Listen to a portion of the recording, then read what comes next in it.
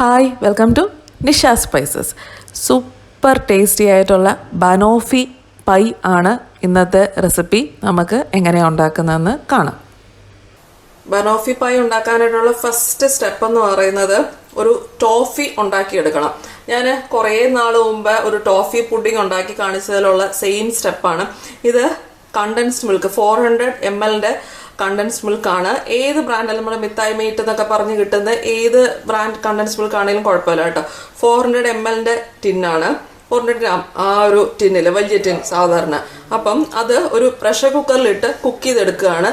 ശ്രദ്ധിക്കേണ്ടത് ഇത് മുങ്ങിക്കിടക്കത്തക്ക വണ്ണം വെള്ളം വേണം കേട്ടോ ഈ ടിന്ന്. അതുകൊണ്ട് ഇങ്ങനെ കിടത്തി വെക്കുന്നതായിരിക്കും നല്ലത്. ഇങ്ങനെ വെക്കുകയാണെങ്കിൽ കുഴപ്പമില്ല, പക്ഷെ ഇത്രയും ഫുള്ള് വെള്ളം ഈ മോളി വരെ വെള്ളം വേണം. കാരണം എല്ലാ ഭാഗവും ഈ വെള്ളത്തിൽ മുങ്ങിക്കിടക്കണം. ഈ കണ്ടൻസ് മിൽക്കിന്റെ ടിന്നിൽ എല്ലാ ഭാഗവും മുങ്ങിക്കിടക്കണം. അപ്പൊ ഒന്നെങ്കിൽ നിങ്ങൾക്ക് ഇങ്ങനെ വെക്കുകയാണെങ്കിൽ ഏറ്റവും മോളി വരെ വെള്ളം വെക്കണം. ഏതായാലും കുഴപ്പമില്ല കേട്ടോ. എന്നിട്ട് സ്റ്റൗ ഓണാക്കി ഹൈ ഫ്ലെയിമിൽ ഇട്ടിട്ട് ഫസ്റ്റ് വിസിൽ വന്നതിന് ശേഷം സിമ്മിലാക്കി 30 മിനിറ്റ്സ് കുക്ക് ചെയ്യണം. 30 മിനിറ്റ്സ് കഴിഞ്ഞിട്ട് ഫ്ലെയിം ഓഫ് ആക്കി നല്ലപോലെ തണുക്കുന്നവരെ അത് വെച്ചേക്കണം. നല്ലപോലെ തണുത്ത് കഴിഞ്ഞിട്ട് പ്രഷർ കുക്കർ തുറന്ന് നോക്കിയാൽ മതി. ഈ ബനോഫി പൈയുടെ ബേസ് എന്ന് പറയുന്നത് ബിസ്ക്കറ്റ് പൊടിച്ചതാണ്. അപ്പൊ അതിനുവേണ്ടി ഞാൻ എടുത്തേക്കുന്നത് ഡൈജസ്റ്റീവ് ബിസ്ക്കറ്റ് ആണ്. ഡൈജസ്റ്റീവ് ബിസ്ക്കറ്റ്സ് അല്ലെങ്കിൽ ആരോ റൂട്ട് ബിസ്ക്കറ്റും എടുക്കുക കേട്ടോ. അപ്പം ഞാനിത് 100 ഗ്രാമിന്റെ ചെറിയ പാക്കറ്റ് ഇല്ലേ, അത് എടുക്കുവാണ്. അത് 3 പാക്കറ്റ് എടുത്തിട്ടുണ്ട്. അങ്ങനെ ഫിക്സഡ് മെഷർമെന്റ് ഒന്നുമില്ല. നമുക്ക് എത്ര തിക്നെസ്സിലെ ബേസ് വേണോ അത്രയും ഒരു 4 or 5 പാക്കറ്റ് വേണമെങ്കിൽ എടുക്കാം. കുറച്ച് തിക്കായിട്ട് ബേസ് വേണമെങ്കിൽ. ഇതിന്റെ കൂടെ തന്നെ ഒരു 1/4 കപ്പ് പഞ്ചസാരയും കൂടി ഇട്ട് ഒന്ന് പൊടിച്ചെടുക്കാം. അല്ലെങ്കിൽ തീരെ മധുരം ഉണ്ടാക്കാൻ ഡൈജസ്റ്റീവ് ആരോ റൂട്ടൊക്കെ ആകുമ്പോൾ ഒട്ടും മധുരം ഇല്ലാത്ത ബിസ്ക്കറ്റ് അല്ലേ. അപ്പം 1/4 കപ്പ് പഞ്ചസാരയും കൂടി ഇടുകയാണ്. പിന്നെ ഇത് മിക്സിയുടെ വലിയ ജാറിൽ പൊടിച്ചെടുക്കാം. ഞാനിപ്പോൾ ഇത് ചോപ്പറിലിട്ട് ഒന്ന് നല്ലപോലെ ഫൈൻ പൗഡർ ആക്കി, ഇച്ചിരി തരി ഉണ്ടായാലും കുഴപ്പമില്ല, ഒന്ന് പൊടിച്ചെടുക്കുവാണ്. നല്ല ഫൈൻ പൗഡറായി വന്നിട്ടുണ്ട്. ഇനി ഞാൻ ഇതിലോട്ട് 50 ഗ്രാം അൺസോൾട്ടഡ് ബട്ടർ ചേർത്ത് ഒന്നുകൂടെ ഒന്ന് ക്രഷ് ചെയ്തെടുക്കുവാണ്. ഒന്ന് നല്ല ഫൈൻ പൗഡർ ആക്കി എടുക്കാൻ പോവാണ്. ആ ബട്ടറും കൂടെ ചേർത്ത്, അല്ലെങ്കിൽ നമ്മൾ ബട്ടർ ചേർത്ത് ഒന്നുകൂടെ കുഴച്ചെടുക്കണം. അതിൽ എളുപ്പം ഇങ്ങനെ ഈ ബട്ടറും കൂടെ ചേർത്ത് അങ്ങ് പൊടിക്കുമ്പോഴത്തേക്ക് അത് നല്ല മിക്സ് ആയിക്കോളും. ഈ പുഡിംഗ് സെറ്റ് ചെയ്യാനുള്ള ബൗളിൽ കുറച്ച് ബട്ടർ ഒന്ന് സ്പ്രെഡ് ചെയ്ത് കൊടുക്കുക. ഇനിയും ഈ ബിസ്ക്കറ്റ് പൊടിച്ചത് താഴെ ഒന്ന് നന്നായിട്ട് ഇട്ട് പ്രസ് ചെയ്ത് കൊടുക്കണം. ഫുൾ ഇടരുത്, കുറച്ച് മുകളിലൊന്ന് ഗാർണിഷ് ചെയ്യാനായിട്ട് ബാക്കി വെച്ചിട്ട് വേണം ഇടാനായിട്ട്. നന്നായിട്ട് എല്ലാ സൈഡും ഈവൻ ആക്കി ഇങ്ങനെ പ്രസ് ചെയ്ത് വെച്ച് കൊടുക്കണേ. ഒരു ചട്ടുകം വെച്ചിട്ടോ സ്പൂൺ വെച്ചിട്ടോ നന്നായിട്ട് എല്ലായിടും ഒരേപോലെ ആക്കി പ്രസ് ചെയ്യണം. ഈ ബട്ടർ ഇട്ടുകൊണ്ട് അത് വേഗം നല്ല സെറ്റായി ഞെങ്ങിക്കോളും. അതുപോലെ പ്രസ് ചെയ്ത് സെറ്റ് ആക്കിയിട്ടുണ്ട്. ഇത് ഇനിയും ഫ്രിഡ്ജിൽ ഒരു 15-20 മിനിറ്റ് ഒന്ന് സെറ്റ് ആകാനായിട്ട് വെക്കണം. ബാക്കി മുകളിലുള്ള ആ ക്രീം ഭാഗമൊക്കെ റെഡി ആവുന്ന ആ ടൈം. ടോഫി നന്നായിട്ട് തണുത്ത് വന്നിട്ടുണ്ട്.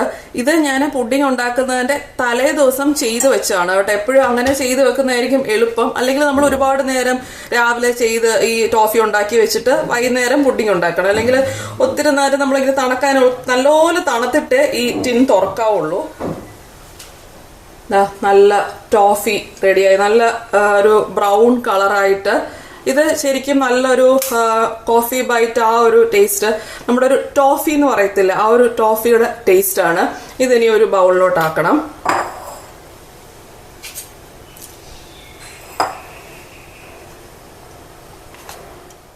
ഈ തലേദിവസം നമ്മൾ ഈ ടോഫി ഉണ്ടാക്കി വെച്ചിട്ട് ഫ്രിഡ്ജിൽ വെക്കേണ്ട കാര്യമില്ല കേട്ടോ. വെളിയിൽ തന്നെ വെച്ചിരുന്നാൽ മതി, ചീത്തയാവൊന്നുമില്ല. ഇനി ഇതിലോട്ട് ഞാൻ ചേർക്കാൻ പോകുന്നത് 1/2 കപ്പ് വിപ്പിംഗ് ക്രീമാണ്. വിപ്പിംഗ് ക്രീം അല്ലെങ്കിൽ ഫ്രഷ് ക്രീം ഏത് വേണമെങ്കിലും ചേർക്കാം. ഇതിപ്പം ഞാൻ ചേർക്കുന്നത് അമുലിന്റെ വിപ്പിംഗ് ക്രീമാണ്, മധുരം ഇല്ലാത്തത്. അല്ലെങ്കിൽ ഫ്രഷ് ക്രീം ചേർത്താലും മതി. ഇപ്പൊ ഫിയോണ അല്ലെങ്കിൽ റിച്ചി അങ്ങനത്തെ ഒക്കെ ആണെങ്കിൽ അത് വിത്ത് ഷുഗർ ആണ്. അപ്പൊ രണ്ടും കൂടെ ആകുമ്പോൾ ഭയങ്കര മധുരമാവും കേട്ടോ. അതിന് പകരം ഇപ്പം ഫ്രഷ് ക്രീം ചേർത്താലും മതി, അതൊന്നും മധുരം കാണത്തില്ലല്ലോ. ഇനിയും രണ്ടും കൂടെ നന്നായിട്ടൊന്ന് മിക്സ് ആക്കി എടുക്കണം.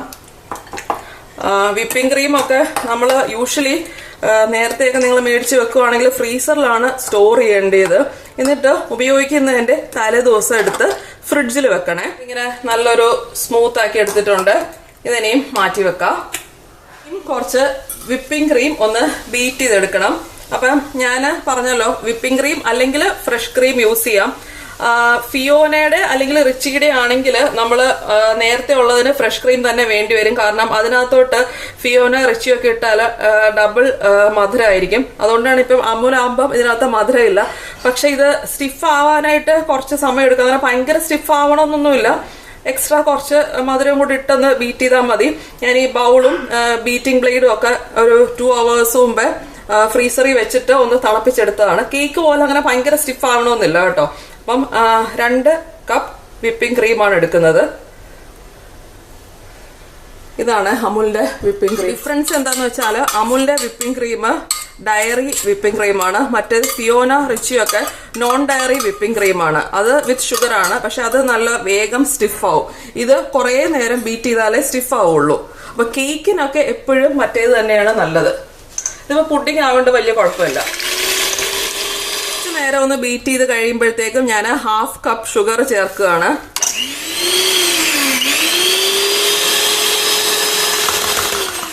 മിനിറ്റ്സ് ബീറ്റ് ചെയ്തപ്പോഴത്തേക്കും ഒരുവിധം നല്ല സെറ്റായി വന്നിട്ടുണ്ട്.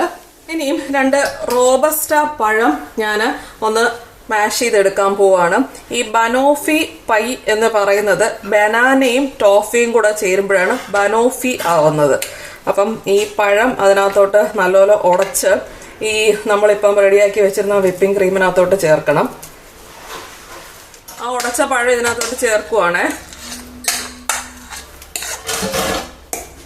നന്നായിട്ട് മിക്സ് ആക്കണം. ഇതിന്റെ കൂട്ടത്തിൽ തന്നെ മിക്സ് ചെയ്ത് വെച്ചിരുന്ന ടോഫിയും കൂടെ കുറച്ച്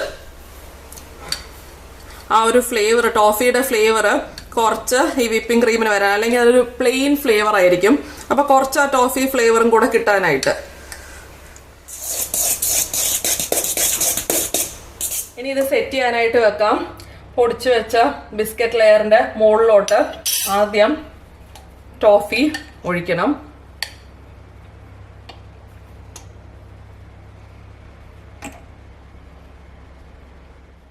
ഒരേ ഇതിൽ വെച്ചിട്ട് അങ്ങ് ചെയ്യണം കേട്ടോ. ഓരോ പ്രാവശ്യം നമ്മൾ തവി പൊക്കി എടുക്കുമ്പോഴത്തേക്കും ആ ബിസ്ക്കറ്റ് ലെയർ ഉൾപ്പെടെ വരും. ഇങ്ങനെ തന്നെ വെച്ച് തവി പൊക്കി എടുക്കാതെ ചെയ്യുവാണെങ്കിൽ നമുക്ക് ഒരേ ലൈനിൽ എല്ലാ അറ്റത്തോട്ടും ഇങ്ങനെ അങ്ങ് ചെയ്യാൻ പറ്റും. ഇനി മേലോട്ട് വിപ്പിംഗ് ക്രീമിന്റെ ലെയർ സ്പ്രെഡ് ചെയ്യാം. ജസ്റ്റ് ഒന്ന് ഒരു തവി വെച്ചിട്ട് ഞാൻ മുകളിൽ വെച്ച് ഒന്ന് ലെവൽ ചെയ്ത് കൊടുക്കുക. മുകളിൽ ഗാർണിഷ് ചെയ്യാനായിട്ട് നേരത്തെ ബിസ്ക്കറ്റ് പൊടിച്ചു വെച്ചിരുന്നില്ലേ, അതിങ്ങനെ ബോർഡറിലായിട്ട് ഇട്ട് കൊടുക്കാം. പിന്നെ ശരിക്കും പഴവും കട്ട് ചെയ്ത് വെക്കാം കേട്ടോ. അത് അവരവരുടെ ഓപ്ഷനാണ്. പഴം കട്ട് ചെയ്ത് വെക്കാൻ ഇഷ്ടമാണെങ്കിൽ വെക്കാം, ഇല്ലെങ്കിൽ പഴം നമ്മൾ അകത്ത് നല്ല മിക്സ് ചെയ്തിട്ടുണ്ടല്ലോ, അപ്പൊ പഴം വേണമെന്നില്ല. ഇപ്പൊ ഞാനിപ്പം ഈ വിപ്പിംഗ് ക്രീമിന് നല്ല പഴത്തിന്റെ ടേസ്റ്റ് ആണ്. കാരണം നമ്മൾ പഴം നല്ലപോലെ ഉടച്ച് ചേർത്തേക്കാണല്ലോ. അപ്പൊ മുകളിൽ പഴം അങ്ങനെ കിടക്കാൻ വേണ്ടെങ്കിൽ ചേർക്കണം എന്നില്ല.